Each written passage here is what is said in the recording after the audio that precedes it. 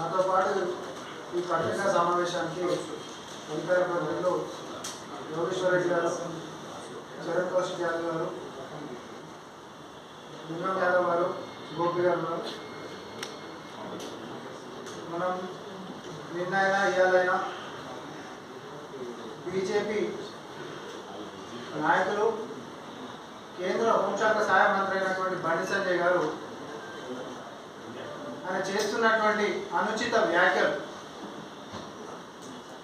అది కేంద్ర రాష్ట్ర ప్రభుత్వాలకు మధ్య దూరం పెరిగేటట్టుగా ఆయన చెప్తున్నటువంటి అబద్ధాలు ఈరోజు తేటతెల్లం చేయాల్సినటువంటి బాధ్యత మా మీద ఉంది. కేంద్ర ప్రభుత్వం నుంచి వస్తున్నటువంటి సంక్షేమాలు ఇక్కడ రాష్ట్రంలో వస్తే రాష్ట్ర ప్రభుత్వం ఏదో పేరు పెడతలేదు అన్నట్టుగా రాష్ట్ర ప్రభుత్వంలో సంక్షేమాలు అవి ఇందిరమ్మ ఇండ్లైనా లేకపోతే రేషన్ కార్డులైనా మరి ఇంకేదైనా కూడా మొత్తం వాళ్ళే నడిపిస్తున్నట్టుగా వాళ్ళ పైసలతోటి ఏదో ముందుకు సాగుతున్నట్టుగా ఆయన చేసినటువంటి వ్యాఖ్యలు మన అందరికీ కూడా తెలుసు. ఇందిరమ్మ ఇండ్లని ఇందిరమ్మ పేరు ఎట్లుంటుంది, ఇందిరమ్మ పేరు పెడితే ఇల్లు వచ్చేటటువంటి ముచ్చటనే లేదు అనేటటువంటిది తెలంగాణ ప్రజలని చిన్నగా చేసి చూసేటటువంటిదే కాదు, మీ యొక్క అహంకారాన్ని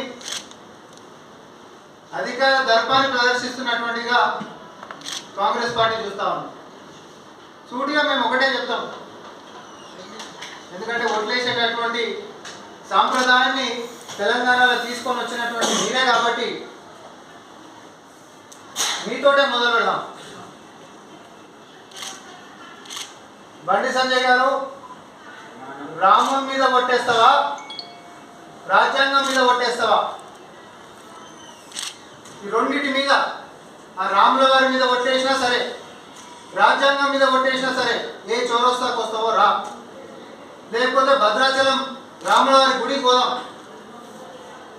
ఆయన సన్నిధిలోనే అంటే కదా పచ్చిబట్టలతో వచ్చి నిజాలు అనేటటువంటిది నీకు తేల్చాల్సినటువంటి అవసరం ఉంటుందని. కేంద్రం నుంచి ఎన్ని నిధులు తెచ్చినావు, కేంద్రం నుంచి ఎన్ని ఇల్లు కట్టినావు, ఏ ఇల్లు కట్టినావు అని చెప్పి నీ పేరు పెట్టాలి. ఇవన్నీ తేటతెల్లం మేము కూడా చేస్తాం లెక్కలతో. చూడొచ్చకు వచ్చినా సరే ఇక్కడ మేము చెప్తాం, మీకు ఎవరు లెక్కలంటే పట్టుకొని వచ్చినా సరే.